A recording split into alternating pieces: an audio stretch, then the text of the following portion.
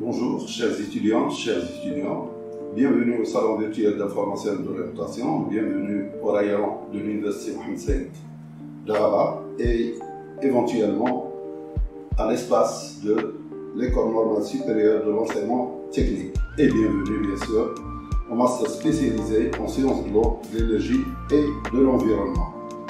Avant de commencer, au nom de l'équipe pédagogique, j'ai le plaisir de vous présenter pourquoi ce master, quelles sont les modalités d'admission à ce master, quel est le parcours de ce master, quels sont les objectifs de cette formation, quelles sont les compétences à acquérir et éventuellement je terminerai par la description des modules. Pourquoi ce master? En effet, le Maroc lancé dans les nouveaux projets en énergie et en environnement nécessite l'implication de notre université pour répondre à ses besoins à travers, premièrement, la diversification de l'offre de formation dans les nouveaux chantiers ouverts par notre pays, la qualification de la formation de cadres de haut niveau spécialisés dans ces domaines. Troisième raison, c'est le développement des compétences dans les domaines de l'eau, de l'énergie et de l'environnement. Et éventuellement, ce master répond à une demande croissante des différents secteurs de notre pays en matière de ressources qualifiées dans ces domaines. Il vise aussi la formation de cadres ayant de grandes compétences dans ces domaines dans une perspective de développement durable. Un premier bilan a été constaté pour les 4 dernières années. En effet, nous avons 98% de réussite, 70% d'insertion dans les secteurs publics et privés et 20% de nos lauréats sont inscrits en doctorat, bien sûr au Maroc, en Chine, en France, en Espagne et en Italie. Quelles sont les modalités d'admission à ce master? Tout d'abord, les candidats doivent être titulaires d'une licence scientifique ou technique dans les spécialités sciences de l'environnement, SVT, sciences de la vie et de la terre, les sciences chimiques, les sciences physiques, l'énergétique ou équivalent. Les prérequis nécessaires à cette formation sont, et particulièrement ils sont spécifiques, sont la chimie organique, l'électrochimie, chimie analytique, environnement, eau, pollution atmosphérique, mécanique des fluides, thermodynamique, machine thermique, énergie et énergie renouvelable, combustion et combustible. Bien sûr que le classement des candidats se fait par ordre de mérite, sur la base de la moyenne des 6 semestres de la licence. L'étudiant doit avoir au moins une mention au cours des 6 semestres de licence en moins de 4 ans. Le concours d'admission sera ouvert au maximum à 3 fois le nombre de places à pourvoir et l'admission définitive à la formation tiendra compte des effectifs pour les 2 options de la filière, 50% pour la filière énergétique et 50% pour la filière sciences et techniques de l'eau et de l'environnement. Cette formation elle est ouverte en formation initiale et en temps aménagé. Le parcours de cette formation, c'est que la première année est un tronc commun composé de 12 modules. Et puis, à la fin de l'année, il y a 2 orientations. Une orientation vers l'option 1, sciences et techniques de l'environnement, eau, air et environnement, et l'option 2, en énergétique. Quels sont les objectifs de cette formation?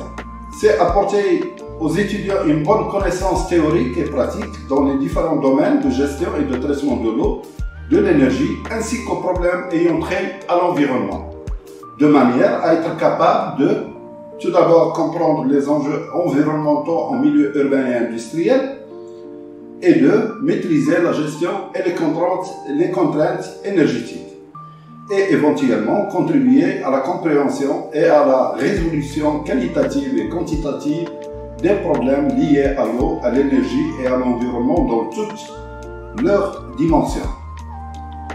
Les compétences à acquérir à travers cette formation sont les suivantes. Contribuer à l'évaluation de la ressource en eau dans un secteur donné, aider à l'élaboration et à l'application de politiques de gestion des milieux aquatiques en fonction de la réglementation nationale et internationale sur la qualité des eaux. Troisième, analyser des eaux dans une chaîne de traitement d'une industrie et éventuellement, pour la partie énergétique, maîtriser les processus. Bien sûr, quels sont les débouchés de cette formation? C'est entrer dans la vie professionnelle, soit en service public, soit dans les entreprises privées, ou bien les organisations non gouvernementales et les projets de développement proposés au niveau national. Et éventuellement, la deuxième possibilité, c'est intégrer les structures doctorales de notre université, éventuellement les universités marocaines et les universités internationales en sciences de l'eau, de l'énergie et de l'environnement selon les conditions académiques en vigueur. Il est aussi possible de se proposer en tant qu'auditeur en énergétique et énergie renouvelable, concepteur d'installation de panneaux solaires et éoliens et réalisateur et gestionnaire de l'efficacité des systèmes énergétiques. La description des 12 modules du tronc commun, comme je l'avais dit en première année, vous avez ici une description sommative des 12 modules dispensés en première année. Je commencerai par le semestre 1. Il y a les méthodes d'étude d'impact sur l'environnement, la physico-chimie des matériaux et nanomatériaux, les méthodes d'analyse chimique, physique et électrochimique, langue et communication et entrepreneuriat, la thermodynamique appliquée et la mécanique des fluides. En semestre 2, l'éducation pour l'environnement et le développement durable, l'initiation à la gestion, au traitement et à la valorisation des déchets, le management de la qualité, sécurité, environnement, calcul et méthodes numériques qui sont nécessaires pour l'option énergétique, gisements solaires et éoliens qui sont aussi nécessaires pour l'option énergétique et le transfert thermique également. Deux options sont offertes pour continuer en deuxième année. Il y a l'option sciences et techniques de l'environnement qui nécessite plutôt dans l'objectif de spécialisation dans les problèmes liés à l'eau, à l'air et aux déchets liquides et solides, analyse et traitement des eaux, analyse de la pollution atmosphérique et la gestion et traitement des déchets.